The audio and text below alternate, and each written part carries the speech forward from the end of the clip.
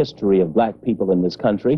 Consequently, we believe that that history began around 1619 AD. But in reality, the year 1619 marked, if you will, a second beginning for Africans in the Americas. In fact, black people, Africans, were at least 700 years before Jesus Christ was born, and they left their faces for all to see. Several scholars have written on the African presence in the Americas before Christ, but none is more thorough than Dr. Ivan van Sertima, one of the presenters at the Nile Valley Conference, which was sponsored by Benu Incorporated of Atlanta, Georgia. Dr. van Sertima, who is Associate Professor of African History at Rutgers University, was honored by the Swedish Academy of the Nobel Prize by being asked to nominate candidates for 5 years for the Nobel Prize in Literature.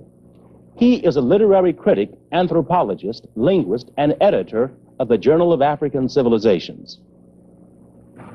Today I am speaking on discoveries that have been made largely in Mexico over the past century.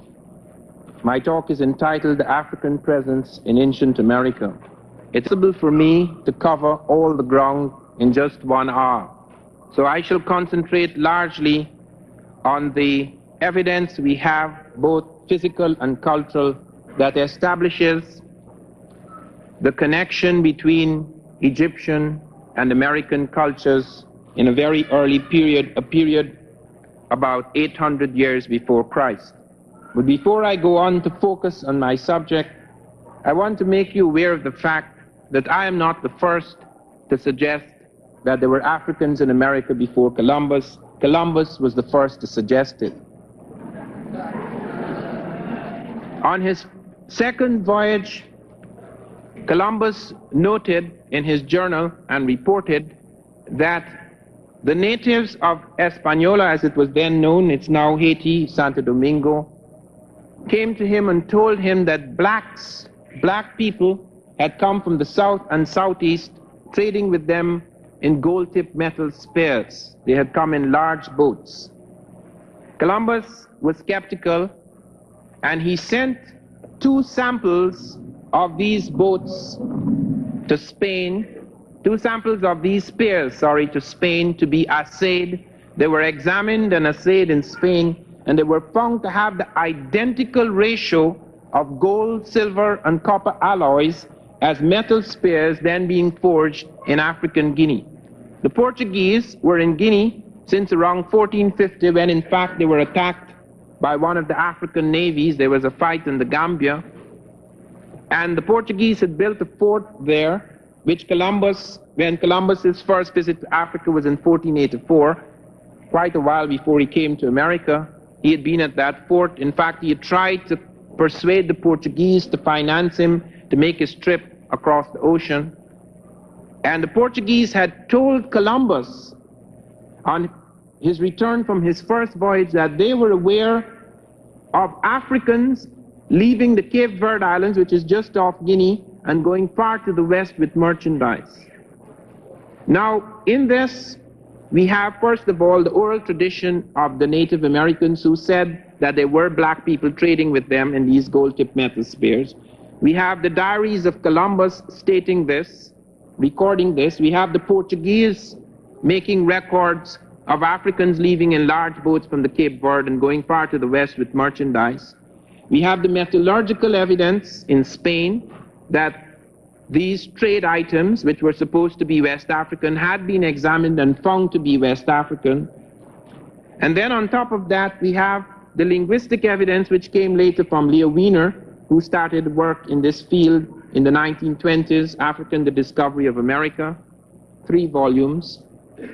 And in it he points out that the word guanin, which the Indians were using, the Native Americans that is, were using for these gold-tipped metal spears, came from guani, which is the word for gold in many of the West African languages along that Atlantic coast. And we have, in addition to that, botanical evidence of a connection, because they have found species of cotton in the Cape Verde Islands from which the blacks were coming in their trade with the Native Americans in the Caribbean.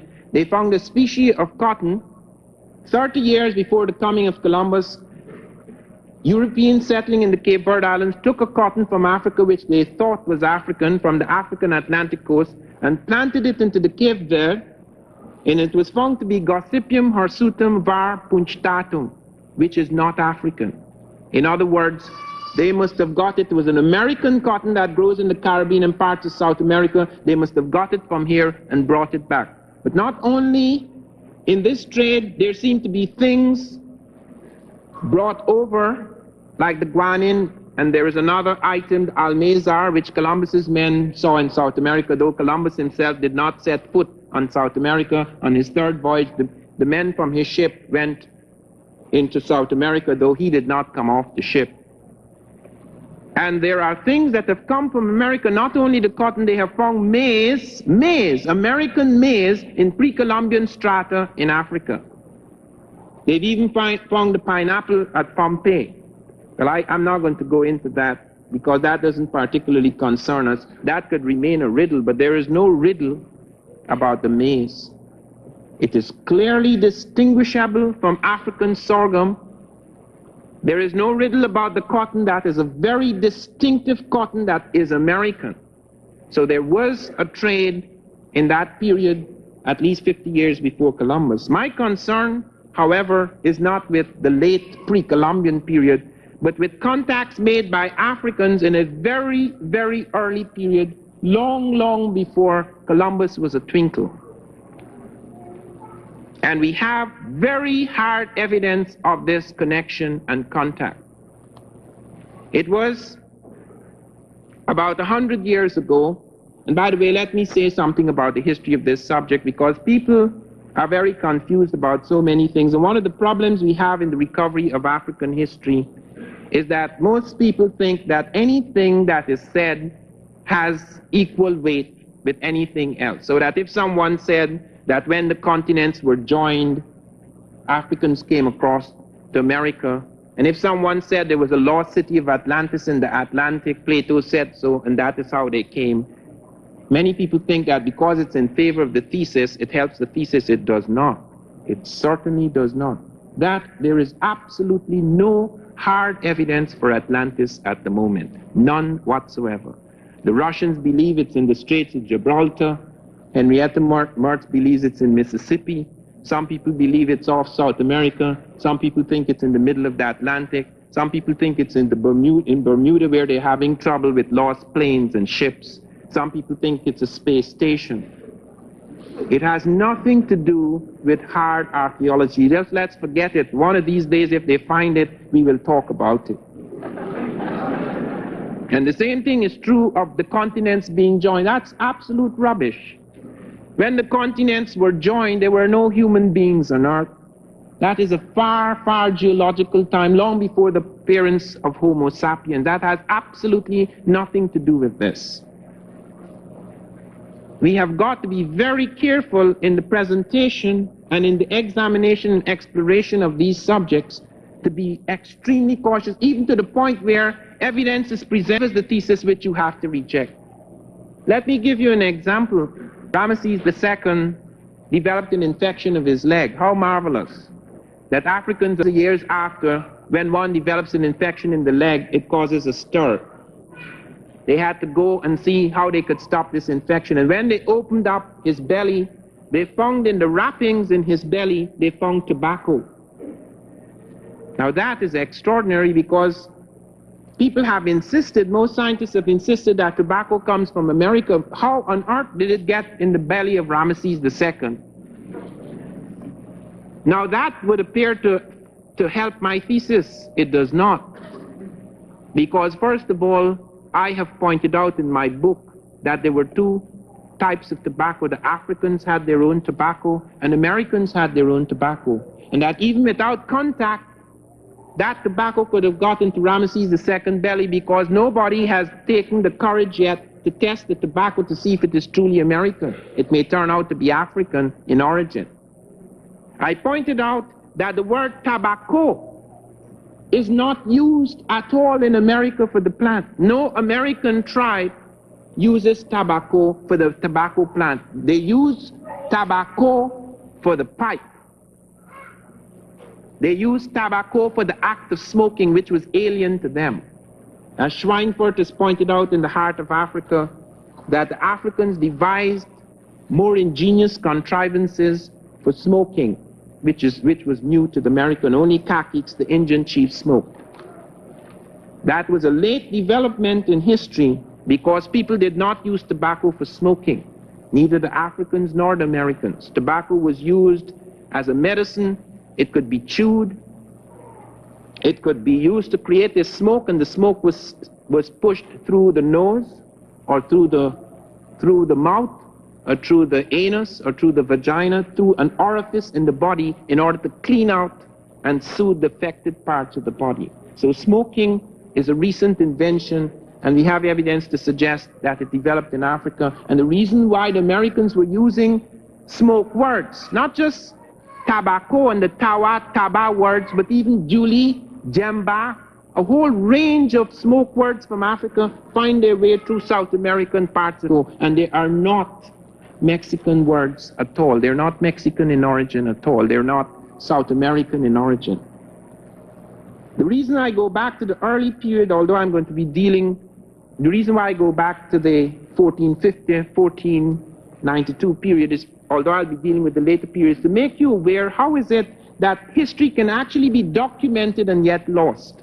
A lot of African history actually exists in documents. It is not true that all the documents are lost, but they are fragmented and scattered, and when they appear, they are dismissed.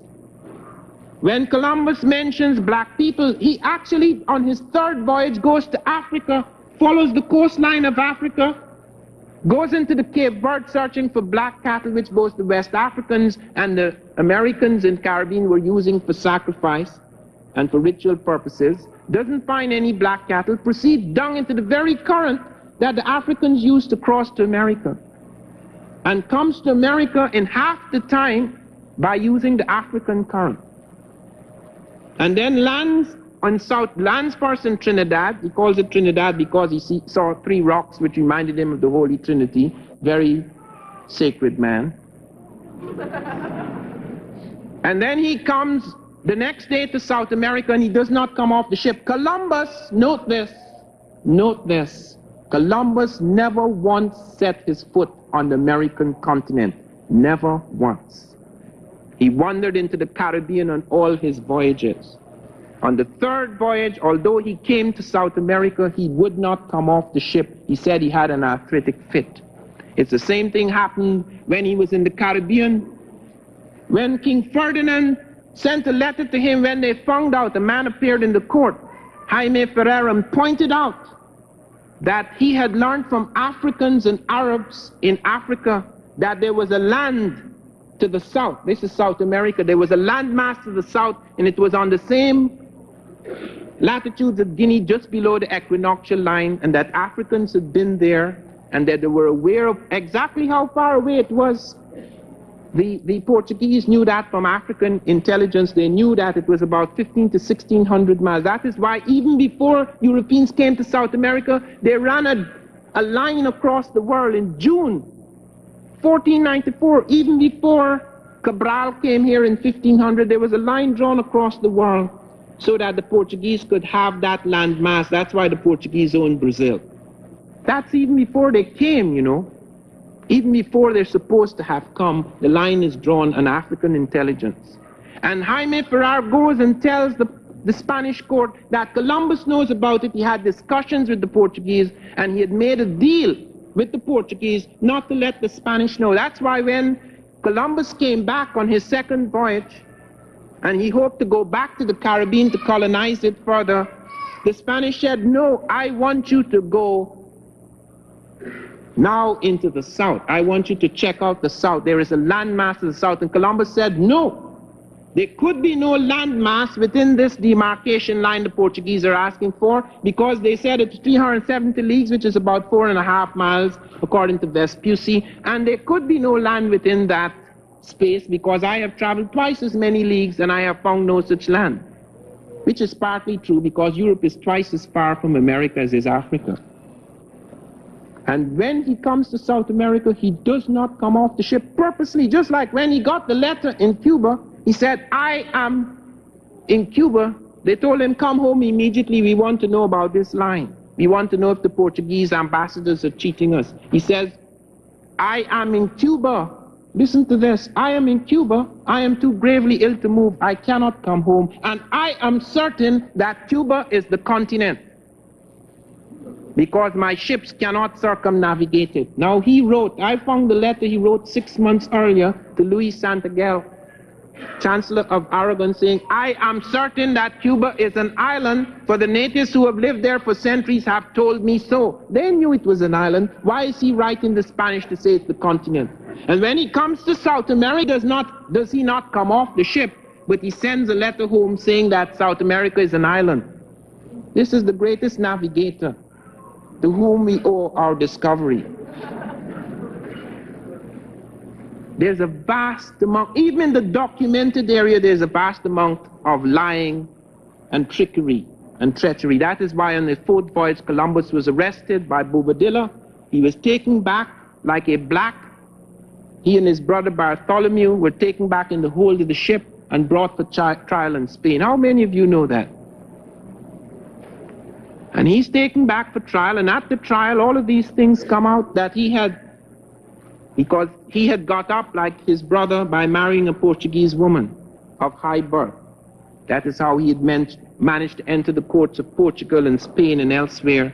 And he had got involved with the Portuguese, and he had decided that his left hand would be filled with Portuguese money and his right hand with Spanish money, and he would allow the Portuguese to move into the south and keep the Spanish in the north. I do not have time to go into that. I'll go into that in greater detail in question time. Let me come to the meat of the subject, which deals with the Olmec, O-L-M-E-C. It was 100 years ago, in 1858, that some peasants at Tres Zapotes discovered a huge stone head. Now I want the slides to go on so you could see the area I'm talking about. And when I speak of Mexico, please understand, I'm not talking of the shrunken Mexico of today. I'm speaking of Mexico when it was the center of the American continent, at least the North American continent, when it stretched as far as La Plata in Canada, when it included parts of Texas, California, Colorado, etc. So that when one speaks of it, don't just push it off the map and say Central America. It was America. It was the center of the first American civilization. Now let us have the first slide. There you see the area I'm speaking about. In that diamond or basin, that basin where you see those little diamonds, those little black diamonds, there is where at La Venta, on this side, at Tres Zapotes and at San Lorenzo, they found a number of huge stone heads. But the first head was found in 1858, and I want to show you what they saw in 1858, more than a century ago. Next. This is the head. This head was dug out of the earth in 1858. And this is the face. Let us look at the side. This is the side. Let us look at the back. And note now the back.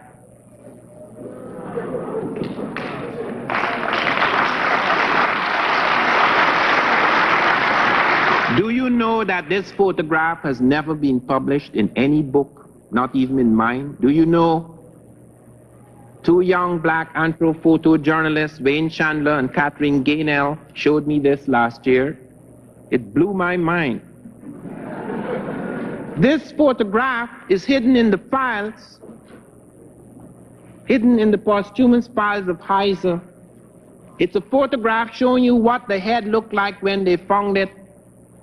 Yet the National Geographic, which is so remarkable for authentic presentation of what it finds, did not think it necessary to show these braids. The Mexicans then started to talk about Africans in America before Columbus. It was Jose Melgar and Orozco Ibarra, etc. This has never been published. In spite of the fact that I had roamed all over the world to find photographic material for my book, They Came Before Columbus, I was not aware of this until about a year ago. Do you know we do not know where this head is now? It has been removed from its place in Tres Zapotes. It's supposed to be in Tuxtla. We have to search for it. We do not know its exact location. We think we know the state because Heiser said it's in Tuxtla, but we haven't found it yet. This is the first head.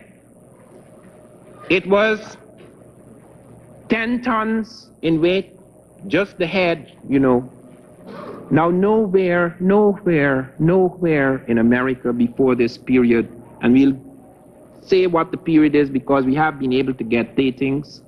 Nowhere, even though the Americans were masters of portrait art, and we have, perhaps no people have left so many records in stone and clay and gold and copal of their faces as have the Americans. There are about 1 million pieces left in America of the faces of the people who lived here in many historical periods. This is unusual in American art. It is colossal and it is just a head. That's very important. You find that when you go into the great African world. The enormous statues, you find the colossal heads, etc. And it's not, I'm not talking about an art style. Look at that face. They say it looks, the reason why it has a puffed nose and puffed lips is because it's a baby face. That's one of the explanations. That one may sound funny. You haven't heard it all yet. Let's see the other head. Next. Okay, that perhaps looks too like a baby. What an unfortunate baby. Let's go on. Now you're seeing a range of heads from the various sites. La Venta, Tres Zapotes, San Lorenzo. You're seeing the various heads. And one of the things you note about these heads, apart from the unusual combination of the broad nose, extended nostril feature, the full lips, etc., you note they have a helmet.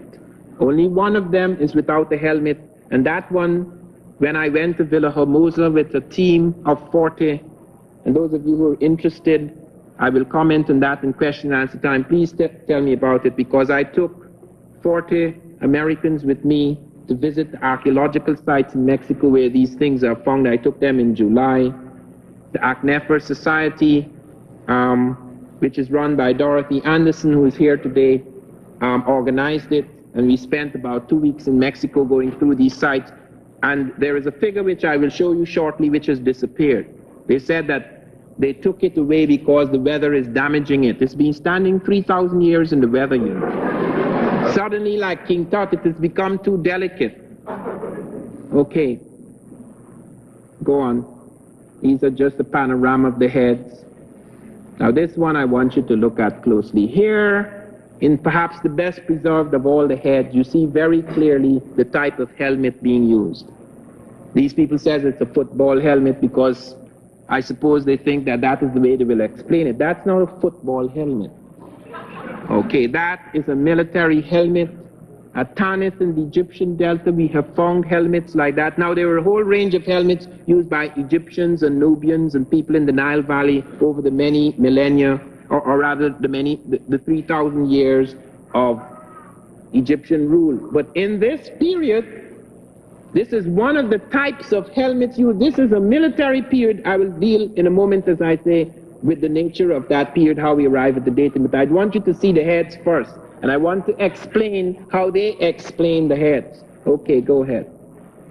Here again you see it. Now leave it there and let me tell you how this has been explained. First they said they looked like babies. Then they said the reason why it has that peculiar mouth is the snarling mouth of a jaguar. Now look at that, you know, this is a jaguar. This is supposed to be a werewolf, a human jaguar. Explaining this monumental sculpture. Now it is true that the Olmec were obsessed with the jaguar. It was a sacred motif among them. It was a living thing. It prowled on the edge of their their settlements and on the edge of their consciousness, but they have distinctive things in which you have the jaguar, in which you have the human type jaguar, where the jaguar and the human is fused, and then you have the realistic portraiture. When the Science Digest in 1981 did an article on me, in which they tried to show that the establishment had been extremely unfair to me, dismissing my evidence, they pointed out when they asked Michael Coe, who's supposed to be the great expert on Mexico, ancient Mexico, they said, what do you think of Van Sertima's suggestion that these are Africans? He says, no, the reason why they have broad noses and full lips is because the tools were blunt.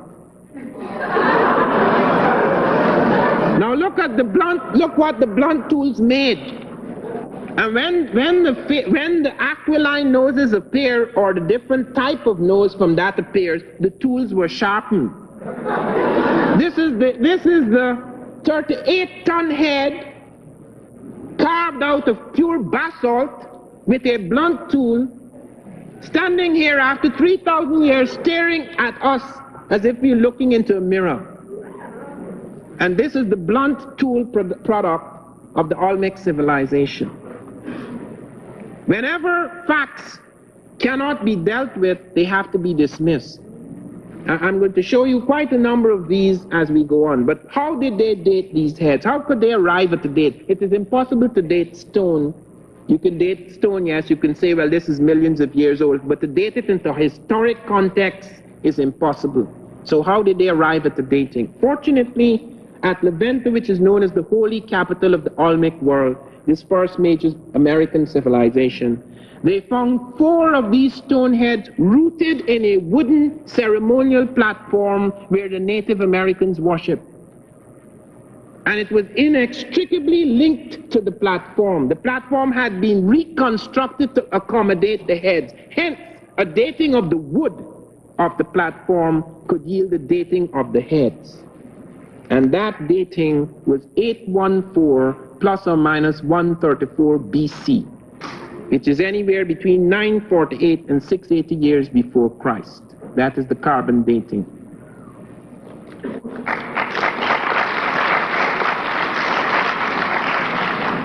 Now, let us go on to deal with some more heads, and I will come back to that in a moment and the significance of those dates. Go ahead. Now this one has disappeared. This one is too delicate to remain where it is. The weather has got it in.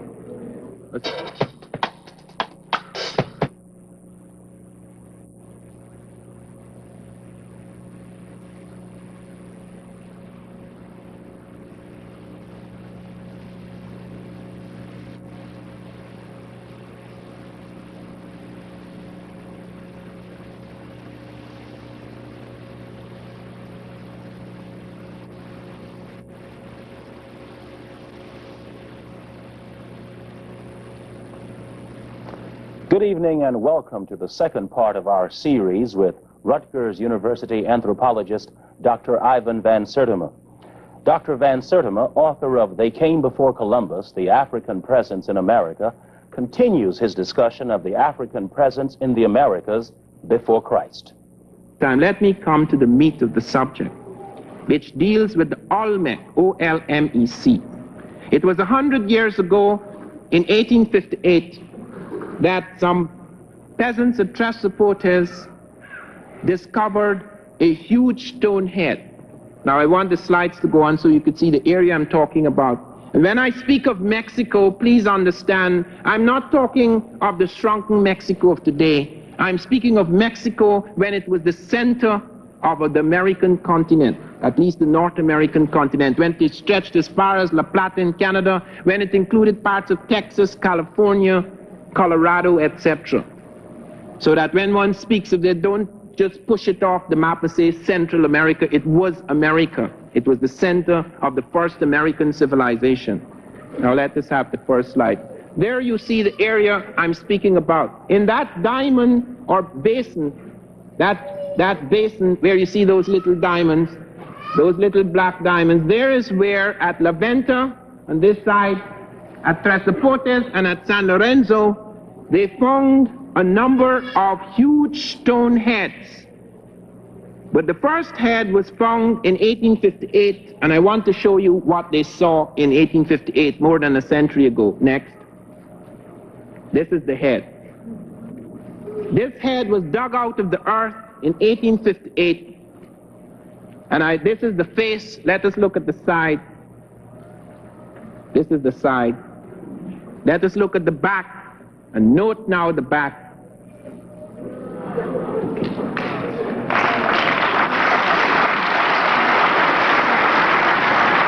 Do you know that this photograph has never been published in any book, not even in mine? Do you know? Two young black anthrophoto journalists, Wayne Chandler and Catherine Gaynell, showed me this last year. It blew my mind. This photograph is hidden in the files, hidden in the posthumous files of Heiser. It's a photograph showing you what the head looked like when they found it.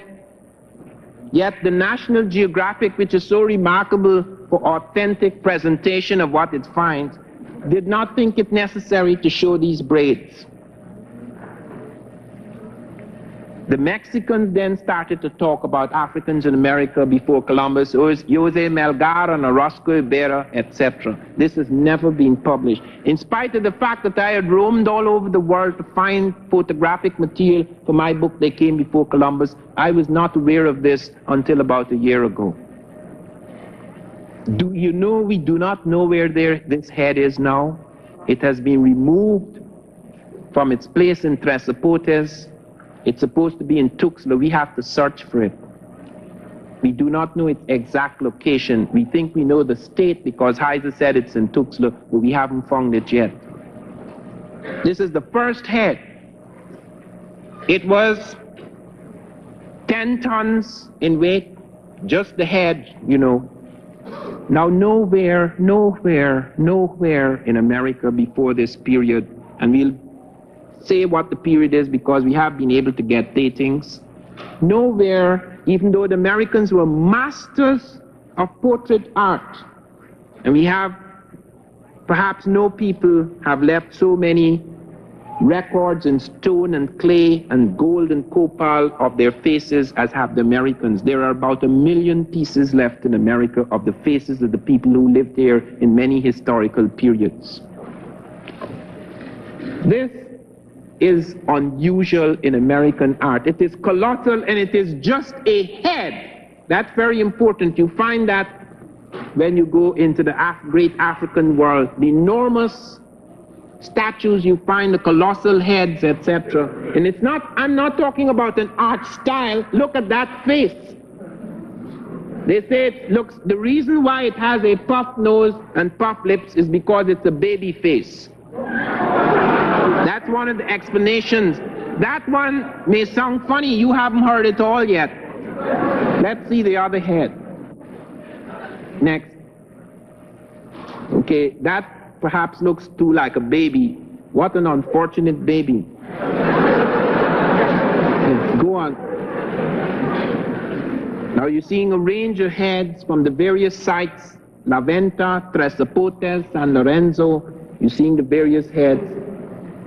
And one of the things you note about these heads, apart from the unusual combination of the broad nose, extended nostril feature, the full lips, etc., you note they have a helmet. Only one of them is without a helmet, and that one, when I went to Villa Hermosa with a team of 40, and those of you who are interested, I will comment on that in question and answer time. Please tell me about it, because I took 40 Americans with me to visit the archaeological sites in Mexico where these things are found. I took them in July. The Aknefer Society, which is run by Dorothy Anderson, who is here today, organized it, and we spent about 2 weeks in Mexico going through these sites. And there is a figure which I will show you shortly which has disappeared. They said that they took it away because the weather is damaging it. It's been standing 3,000 years in the weather, you know. Suddenly, like King Tut, it has become too delicate. Okay. Go on. These are just a panorama of the heads. Now this one I want you to look at closely. Here in perhaps the best preserved of all the heads, you see very clearly the type of helmet being used. These people says it's a football helmet because I suppose they think that that is the way they will explain it. That's not a football helmet.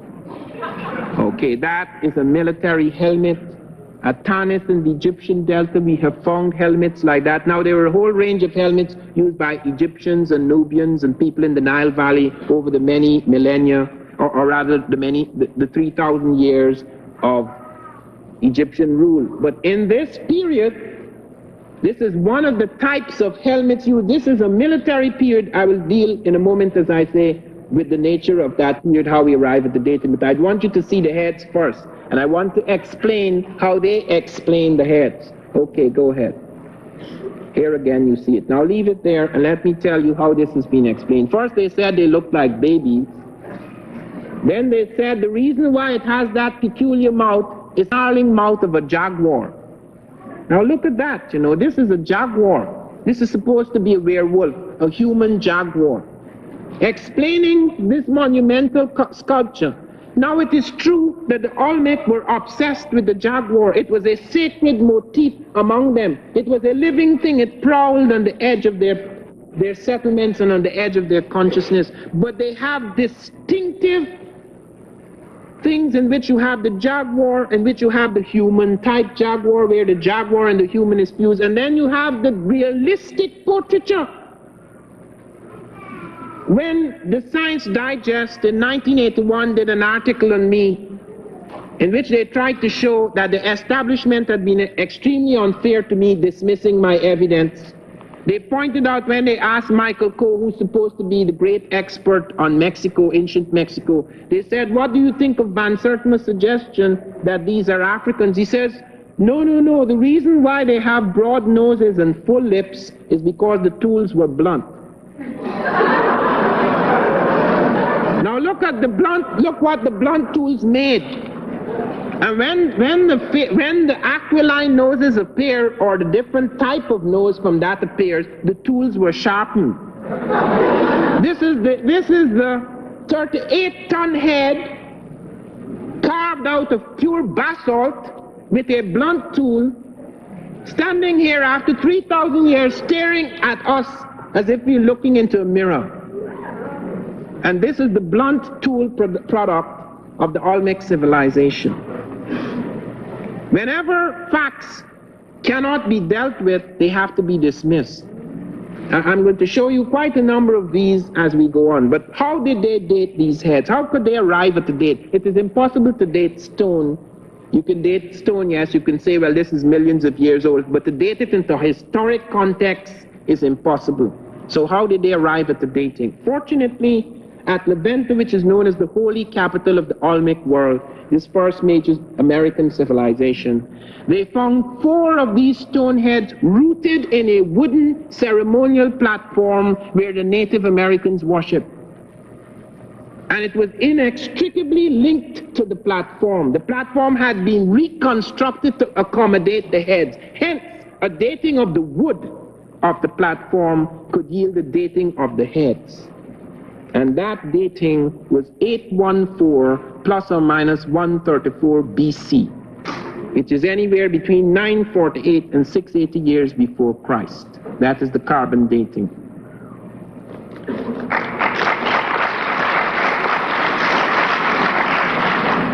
Now, let us go on to deal with some more heads, and I will come back to that in a moment and the significance of those dates. Go ahead.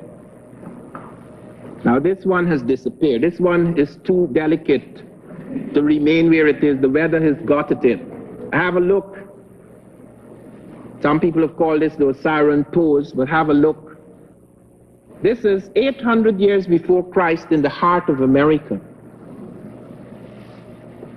These are a range of the heads. Von Wutenow has arranged this, and you have a range of these heads circling a king of the 25th dynasty. That is within the range 948 to 680 BC. In fact, the 25th dynasty is at the low end of the range. But you do have Libyco-Nubian dynasties ranging from around 1000 BC going down, where you have the African figure still in a state of dominance, controlling the armies, etc. And this has been presented because von Woutenau is presenting here an inscription on a celt at Leventer, which has been deciphered by Professor Winters in Chicago, Clyde Ahmad Winters, and he claims that these symbols are Manding, and he gives a translation of the Manding symbols. He's done this with 2 celts at Leventer, and this is being presented to show that apart from the physical presence, that you do have markings which indicate that people are coming in here using a different script. Let us go on. Now this is very interesting. This again was discovered, it wasn't discovered, but here again, discrepancies and a forgery was brought to my attention by Wayne Chandler and Catherine Gainell. I hope in the question and answer time they may have a chance to show you how many things were changed. This is what it appears now as: a square earring, a different type of nose, a different type of lip, a different type of beard, etc. In its original form, next slide please, in its original form, this is how it appeared. It has been changed. The round earring has been made square, the figure on top has been altered, the nose has been changed, the mouth has been changed. Go ahead. Now we come to the terracotta. People have said, I've tried to explain the stone heads. They say, well, really, you know, there are some Asiatics who look like that. So some of the heads may be put in question because some of them are clearly African, some of them look like a mixture of African Asian, some of them may be Asian. But why shouldn't they be? I never said that Olmec civilization was a black civilization. I never said Olmec civilization was an African civilization. I said that we have hard evidence that Africans came into the Olmec world, infiltrated it, and left their mark and influence on that civilization, a profound and seminal influence, and that you find a number of their heads, a number of their representations in the priest caste of the Olmec. Obviously, that Olmec caste also included Asiatic types because the Native American was an Asiatic, largely. He came out of Asia. We are talking now not of the beginnings of America. We're talking about the beginnings of American civilization. Okay, you please make that distinction. The beginnings of things have nothing to do with the beginnings of civilization. That is why I'm not very impressed by people telling me that the first man was an African. That doesn't prove Africans were in Egypt. We have far more significant proofs because Egypt is millions of years after the first man. So the civilization in Egypt has nothing to do with the beginnings of man. That's the beginnings of a major human civilization. And that we were able to establish at this conference was clearly and unmistakably African in origin and inspiration. But do not mix the two things up. Millions of years passed between those periods. What I am saying here, and I repeat, is that we have hard evidence, not only in stone, but in all forms of material, that you have a major African presence. Now people could say, okay, what you have here is the imagination of the artist. No, sir. There are things here that you have to watch. Though you have a certain stylization here and not photographic realism, you have an emphasis on a certain kind of nostril and mouth. You have an emphasis on coloration because they could have used all types of clay. When they're representing a type with this type of hair, they use a darker clay. So they're evoking not only features, they are evoking a coloration of skin, and they're evoking a texture of hair. I don't know of the Asiatics with that type of hair who do not have African blood. And these are the things you have to watch. It is in these details lie the key. Why do we use stone sculptures? Why do we use terracottas to recover history? Because history is not only recovered by books. Europe has been extremely fortunate as a result of its invasions, and as a result of the fact that in spite of the great wars, its archives are intact. It is not true, as many people believe, that those are the only archives, that Africa had none and America had none. America had thousands of books. Only 3 survived because Bishop Lander, among the others, who came here said, burn them all, they're works of the devil. As a result, all the libraries in America were destroyed. There are only 3 books surviving, and they're not even here. There's the Codex Dresden and the Codex Madrid here in Spain and Germany. Even the American history is so scattered that when I was doing They Came Before Columbus, I had to pay the Germans, I had to pay the Germans $2,000 to reproduce these heads, not this, the stone heads, because they had the best photographs of the stone heads in Mexico. I had to pay the Russians $150 to reproduce a black king, Taharqa, because I could not find a Sudanese-looking Taharqa in the British or Paris museums. Whenever something was very black in Britain, it went into the back room. If it could not be established clearly that it was a slave. These are terracottas. Now look closely, the tremendous effort. I have held these things in my hands. The effort spent in trying to evoke a texture of hair very different from that of the Native American. Continue. Here is an African acrobat. This is before Christ in America. Look again at the texture. This is an African woman at Xochipala. This is all Olmec influenced historical period. Now this is a mixture where you have the African and Native American apparently fusing. Go ahead.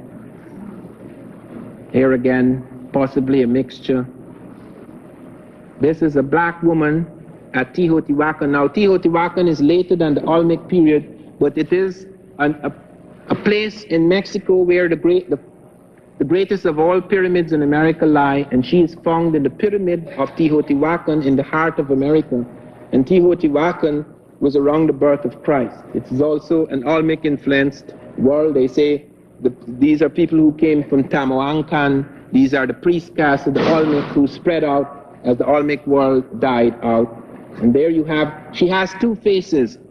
On the other side is a man, and on this side is a woman. And this, as I say, is in Teotihuacan. Next. Okay, well, before I come to deal with how they came here and why they came here, let me say something else. Apart from the stone heads and the terracottas, there are the skeletons. Professor Wierzyński, who is from Poland, a skull expert from Poland, Andrzej Wierzyński, showed that when you went to the dry areas of this Olmec civilization, they found African skeletons among the priest caste. Now how can you tell an African skeleton? They were telling it all the time, until they found it in the wrong place. He has correlated the distances between the features and the various structure, like the nasal ridge, the brow ridge, the nasal index, the structure of the jaw, and so forth, the way it juts out and so on. He has correlated that with skull types you found in Africa, over a range of African types, and he finds this type distinct, physically distinct from the predominant native type in the Olmec world of the time. And he finds it not only like that, but at a certain point he finds a male African lying beside a female Asiatic or Native American. They begin to intermarry because they haven't brought enough women. They begin to intermarry and they begin to fuse into each other, so that at one stage, the ratio is 13.5% in the priest caste and it drops to 4.5. He has done very detailed studies about this. Where on earth in archaeology could you find a corroboration of stone figures representing a physical type, terracotta representing a certain physical type, and skeletal evidence representing the same physical type, and you say it doesn't exist, it's in the imagination of the artist? In other words, the artist went and cut the skulls in the ground and shaped them to look like they're terracotta. That's really what you're saying. Utter absurdity. And then people say, but Van Sertima, even if you find these types, you have to bear in mind Africans do not have boats. They don't know anything about rivers and oceans. How could they cross the Atlantic? It is absurd. You can't cross the Atlantic. Before the Europeans came, there were no proper boats to cross oceans. Let me say something about that. First of all, there's an enormous ignorance about boats in Africa. The Africans created at least seven different types of boats on the Niger. They created about a dozen types of boats on the Indian Ocean, and they created about 20 different types of boats on the Nile. No people have as long waterways and use waterways and have used waterways in ancient times as much as the African. The Niger runs 2,400 miles. Their map showing how the various rivers linked up. The Africans used boats in many areas. When the Portuguese attacked the Africans in the Gambia, boats came out with 120 men on board. You can't put 120 men in a canoe. In the 13th century note, the Chinese noted that Africans had brought elephants to them in ships across the Indian Ocean. You can't put an elephant in a canoe. In fact, I would like to see elephants on the Santa Maria. There are noted of Arab ships 10 times larger than anything Columbus or Vespucci sailed. And it's not only a question of size. Many mariners have pointed out that a small boat, even without sails, can cross the Atlantic. There have been 120 experiments since 1920 alone, establishing the capacity and potential of small boats across the Atlantic. I have spent 3 weeks on the Atlantic, 3 weeks on the Atlantic, from Venezuela going into the Caribbean and crossing over into part of Africa and going up into Spain and coming down into the British Isles. 3 weeks. And I never saw a storm in those 3 weeks, not once. The Atlantic is not what it is thought to be. The Atlantic, for most of the year, is peaceful. Apart from that, there are currents in the Atlantic that automatically take anything that falls off Africa and brings it to America automatically. There are 3 currents like that. Look up United States Oceanographic Survey if you think I've made up my map. I'm taking it from the U.S. Oceanographic Survey. There's a current off the Cape Verde where the Africans were trading. There's a current off the Senegambia coast, and there's a current off the Southern Africa that takes you automatically into America. Anything caught in those currents has to come to America unless the fish gets it first. Now look at these boats. This so-called dugout, which they have concentrated on, is merely a building block, a basic building block or template for expansion and extension techniques. Let me go now quickly to show you some types. This is a canoe, but it's carrying 3 camels aboard ship. It's not the sort of thing that Tarzan usually turns over in the movies. Go on. This is a ship, an African ship on the Indian Ocean, centuries before Christ. It has its sail, as you can see. It has a cabin above, and they even have holes, the cargo in the hold, etc. This crossed the Indian Ocean. Then you have one that is very famous, the next one. Most of you know of this. This is the Ra-1. Africans built this ship. This ship has no nails. It is built of papyrus reed, Hyadal got. Africans in Lake Chad, the Buduma people under Abdullah Dijibrin, to rebuild this ship which was used centuries before Christ. It is not their most efficient ship. In fact, it is among the most primitive ships used by the Egyptians and Nubian types. And yet they were able to cross from Africa to America successfully. In 1969, this boat set out from Safi in North Africa, which is far from the currents I speak about. The rudders broke on the first day. Note, the rudders broke on the first day. They couldn't steer to America. Their knowledge of America didn't help them. The Atlantic Ocean took the boat and brought it to America using current power. Hans Lindemann and Alain Bombard, in separate experiments, crossed the Atlantic in African-type boats. Alain Bombard did a miraculous thing. He not only went in an African dugout, which no African would be mad enough to use to cross the Atlantic since he had other boats, but he not only took a dugout, he took no oar, no sail, and no food or water. He took an African fishing kit, and when rain did not fall and he couldn't catch it in his scoop with a dipper, he caught the fish and he squeezed the juice out of the fish. Everything moves on those currents. Driftwood, fish, birds, trade winds, everything.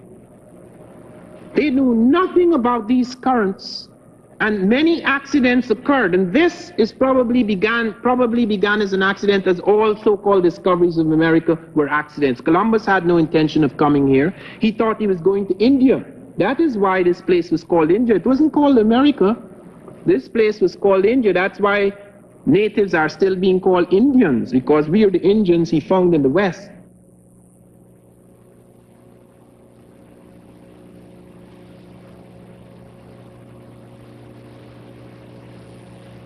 Good evening and welcome to the final segment of our series with Rutgers University anthropologist Dr. Ivan van Sertima.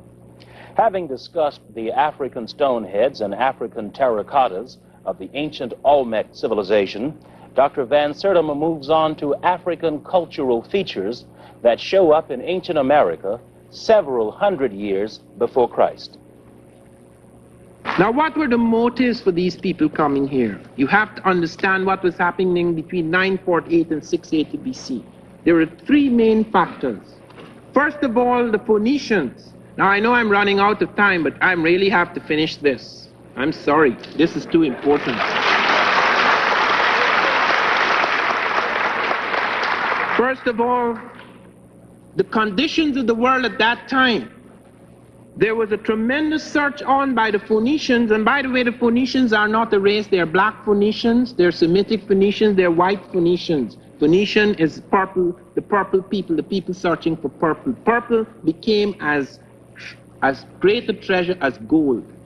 Margaret Hanke has recently done a thesis on purple, showing that it cost $4 million to buy a yard of purple cloth at a certain point. It had got so far.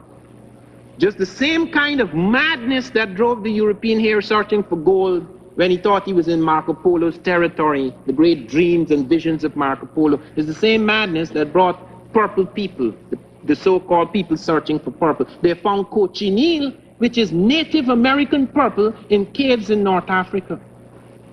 Pre-Columbian, pre-Christian. So first of all, there is the accident which could occur because there were armies and armed navies moving up and down the Mediterranean. The Syrians had blocked off the Egyptians from the Red Sea. They blocked them off from all trade in the east. The Egyptians even traded as far as Hawaii. They found Egyptian scripts in Hawaii. They blocked off the Asiatic ports, and the Egyptians and Nubians were forced, and the Phoenicians were forced west to the Mediterranean, where they started searching for new sources of tin. They were mining tin up in Cornwall in the British Isles around 800 BC. Also the Phoenicians, some of them had fled and started intermixing and intermarrying with blacks in Carthage. You have a range of types intermarrying there. By the time of Hannibal, they were largely black, as skeletal evidence is shown, as numismatic evidence is also shown, the coins with the African elephant on one side and African faces on the other. So there were all sorts of things that brought people in towards the Atlantic area, and accidents could occur, as has occurred so oftentimes, bringing them into the Gulf of Mexico, because that's exactly where they're found, and that's exactly where the currents end coming in from Africa. It comes into the Caribbean, and it comes into the Gulf of Mexico. Now, when I was last in Mexico, it was pointed out to me that there was a Comalcalco pyramid, and there were blocks and bricks on that pyramid showing inscriptions in Egyptian and in Libyan and in Punic, which is Phoenician, and there were ships drawn on the bricks. This is a recent discovery, only a few months old. And an archaeologist who was in the room at the time told me he'd been sent out to check certain structures at Quintana Roo, which is not far from Comalcalco, and found they were ancient lighthouses. guiding ships coming in, both river traffic and possibly ocean-going ships. We have to look again at that ancient world, and apart from the physical evidence and the capacity and potential to travel and the dynamics of the situation that made people move into this area at that time, there's the cultural evidence. And I want to show some of this very quickly now. Give me another 10 minutes and I'll wrap this up. These are the currents I talk about. Go ahead. These are the rivers that link Africa before the coming of Europe. Okay. This is a map found in Africa in 1513 showing they knew the connections between Africa and America. This is the Piri Reis map. It shows the correct latitudinal and longitudinal coordinates between the African Atlantic coastline, the South American coastline going up into the Caribbean, into the Gulf of Mexico. How on earth could anyone draw that map? Europe could not draw that map, although in 1500 Cabral had come to South America, because no European mastered latitudinal or longitudinal coordinates until the 18th century. This is a fact. Columbus himself said in his diary, I have 8 or 9 pilots aboard the ships, and yet I am not sure, my pilots are so ignorant, I am not sure I can find again the lands I have discovered. They could not plot latitudinal, longitudinal coordinates. This is the most accurate map drawn. It is found in the Sac Library of Alexandria. Our books were burnt and destroyed, just like in America. In the same year, Columbus sailed 84,000 manuscripts in Arabic, written by blacks and Arabs. Well, some of the Arabs were black, some of them were not. 84,000 manuscripts written in Arabic. Scientific and historical documents were burnt in the squares of Granada after the Castilians defeated the Moors, just as the libraries of Alexandria were sacked many hundreds of years earlier. This survives, however. These are currents again, and let me go to some of aspects of the cultural evidence, the impact. Now look at this. This is the first platform in America, in American civilization, where the Americans worship. On those slabs you see like arms, 4 of the stone heads with African-type features appeared, and for the first time in America, note, for the very first time, both the true pyramid and the step pyramid appears. These guys have no evolutionary, here in America, the Native American has no evolutionary step to the pyramid. Suddenly, full-blown, here is the pyramid. Here is a true pyramid made out of clay, because they didn't have enough stone to make a pyramid out of stone. So now it's eroded, but it's still standing after nearly 3,000 years. And it is 3.5 million cubic feet in volume. It was taken 18,000 men, 1 million man-hours to construct. There it is standing, and the step pyramid, the miniature step pyramid, is right there. Who spent many centuries developing this and have a long evolutionary record of it, the Egyptians? Suddenly it's appearing here, full-blown, without antecedents. True, in the later stages, like at Teotihuacan, Africans didn't build the pyramids here. I'm not saying that. I'm saying they influenced it. Ideas, certain principles, certain relationships, certain structural relationships, certain functions, like the tomb, the temple, and later on the Great Pyramids, the astronomical uses, etc., the movable capstones and so forth. This has been established. People say, for example, oh no, the pyramids in America are step pyramids and those in Egypt are only conical pyramids. Not true. The Egyptians began by building step pyramids, and even when they built true pyramids, X-rays have shown the steps inside. They covered up the steps. The steps are inside. The steps are the core of the pyramid. So that you have a lot of influences, both functional and structural influences in that pyramid, which appears for the first time here and is carried forward by the Olmec even onto Teotihuacan. Continue. That is the remains, the ruins now of the pyramid, and because it's made of clay, you could see the breakup occurring. Now they're saying, no, it's not a pyramid. They're not even pointing out this is clay and not stone, hence the erosion could cause those undulations. They say, no, it's not a pyramid, it's a fluted cone. I wonder what they built a fluted cone for. Go on. Here is the double crown. Here are some cultural features. Now, one of the things you note about the Olmec, the crook, the flail, the double crown, the use of purple. They found the Natal Codex with all the noble women wearing certain purple skirts, the noblemen and the priest caste having certain elements of purple, just as in Egypt it was a sacred color, and it spread through the Mediterranean as a result of the Phoenicians. You find a whole range of these things occurring. Why are the priest kings of the Olmec imitating the Egyptians in so many respects? They must have an artificial beard as an index of their royal rank. Some of them have double crowns, which is unusual. Nowhere in the world except in Egypt do you have the double crown. What is it for? They have the plumed serpent. That doesn't belong to them. The jaguar is their motif. How come after a period of time, the jaguar in a transitional phase begins to sprout a serpent's tail and feathers begin to grow instead of fur on his paws? And then suddenly the jaguar disappears and the plumed serpent becomes the motif of American civilization as it was in ancient Egypt. All this is supposed to be coincidence. It suddenly happened like that. Go on. Now look at the plumed serpent element. I want you to note this. Look at the bird and the serpent in King Tut. Go on. And the earring as well. Look at the earring again. This is in America before Christ. There is the serpent. This barely survives. You see the serpent's head there, and you see these birds. Move now to the Mayan, where it's carried forward. There is the snake in the front, and there is the bird behind around the earring. The bird, and there you see the three together. They have undergone certain changes because they're moving from one culture area to another. These people are not imitating slavishly, but they're carrying these major elements on their crowns. They're carrying these symbols and these ideas because they've been affected from outside. And you find other gods. You find the god Sokar. He's standing on a snake with two heads, the head at the tail and the head at the head. Nowhere in the world do you have a man standing with wings outstretched on the back of a snake with two heads. But you go to Zap in Mexico, there it is, a man standing just as in Egypt on a snake with heads on either side with wings coming out of his arm. You go and you see the god Aken in Egypt. He's swallowing a rope. He has no proper facial features, and he has a double rope. You go to Mexico, there's him swallowing the double rope. He has no distinctive facial features. You go and you look at their rituals. You find opening of the god ceremony. I'm going to show you this. Go ahead.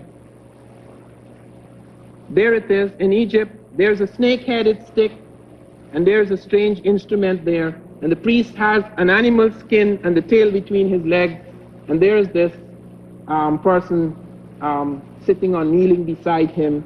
And this is the opening of the mouth ceremony. There again in Mexico, there is the priest with the animal skin on, the tail between his legs, the snake-headed stick and the other instrument. And there is the guy kneeling there with the little beard, etc. And they're performing the ceremony. Go ahead. Now this brings up a new question. This is a script found in the Caribbean. This is not BC, this is AD. But I bring it here because this is something I discovered, and it was deciphered by a fellow in Harvard and later by the Libyan Department of Antiquities. It is established to be a pre-Islamic script that were used by Africans. One of their several scripts. Africans created at least half a dozen scripts. They're not people without writing, as you've been led to believe. This is written on a rock in an ancient waterfall, but I bring it up because I want to relate it to something that was found in an earlier period. The Egyptian script found in America at the Davenport Stela. And note this, they said it was a forgery. Note what was found. They found the Egyptian script, and on one side the Libyan script and the Iberian Punic script, all three together in a world in America, duplicated as it was in the BC period, when you have the Phoenician, the Libyan, the Egyptian scripts being brought together, and they're saying the same thing. They said this is a forgery. How could it be a forgery in 1874 when in 1874 nobody could at that time decipher the Libyan or the Iberian Punic? They could only decipher the Egyptian. And here it is, found in America. They have found the hymn to the Aton in an American cave. They have found the Micmac Indians, a branch of the Algonquian, using Egyptian hieroglyphs. And when I confronted Dr. Thompson, who'd done a book on the Micmac, I confronted him in Arizona, and he said, no, that is a fake. I said, Dr. Thompson, I have the fakes with me, the so-called fakes. since you're a master of Mi'kmaq and you also know Egyptian, please show me which is true and which is fake. That I don't want to enter into that. And someone from the audience said, show him, Dr. Thompson, show him. We had quite a discussion that day. Because they were not only said it's an accident, I said if it were an accident, how come? True, accidents can occur in scripts because there are not all that many signs in the human world. I could use a sign and you could use a sign, but why use the same sound for the sign? Why have the same meaning for the sound and the sign? And why have a whole string of things like that related to each other? Then comes the problem. You can't just say it is coincidence. These are intimately connected. You go to the vocabulary in astronomy of one of the American tribes and you find 80% of the words in astronomy have Egyptian sounds. Identical meanings and sound linked to the same astronomical objects and astronomical discoveries. There again, you find also, and let me close now by pointing to other things they have found. They have found paper made from wood pulp in the Olmec world at El Viejon. Nowhere on earth was anyone making paper from wood pulp at that time except in Egypt. The Chinese were to do it later. Everybody who was making paper, you were making paper from papyrus reed or something like that. So were the Egyptians, but they also had paper from wood pulp. And you find a piece of paper made from wood pulp at El Viejon in the Olmec world. Heavy transport techniques. Heiser, who was a great diffusionist, a great isolationist, he attacked us in the last years of his life. He began to discover things that blew all of his theories away.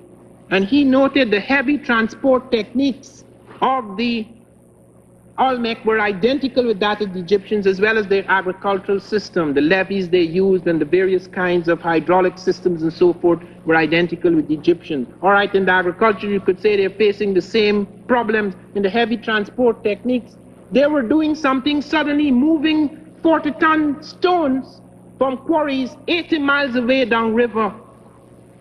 And they were solving problems in heavy transport techniques. The heavy transport techniques that the Egyptians had been working at for many centuries. Go on.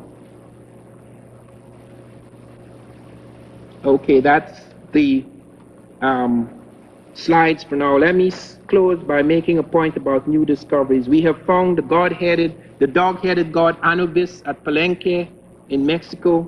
We have found a new stone head which was presented in March, a new stone head with African-type features at San Lorenzo.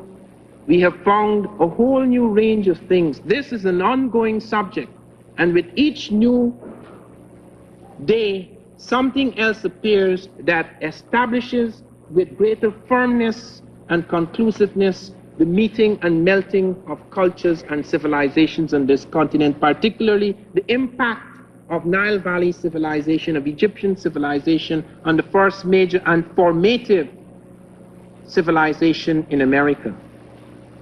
There have been attempts to dismiss me. The New York Times ran a 3-page attack on me when my book came out in 1977, and the man who wrote the attack has never visited any archaeological site in America or in Africa.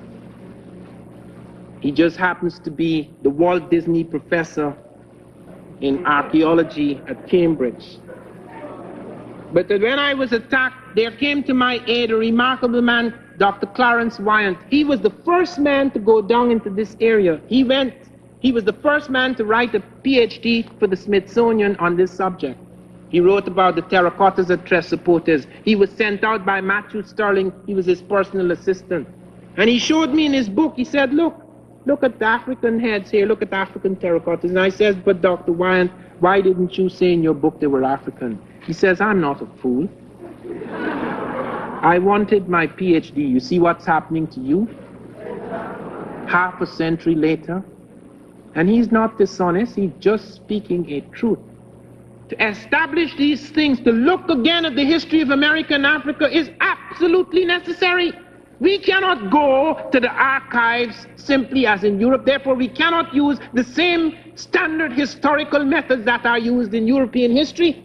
Because in Europe, if you want to find out something that happens 1,000 years ago, you go to the archives. You can't go to the archives in Africa and America where it is destroyed, but other archives exist. Every major event leaves a mark in time. If there is no book, there is a statue. If there is no statue, there is a skeleton.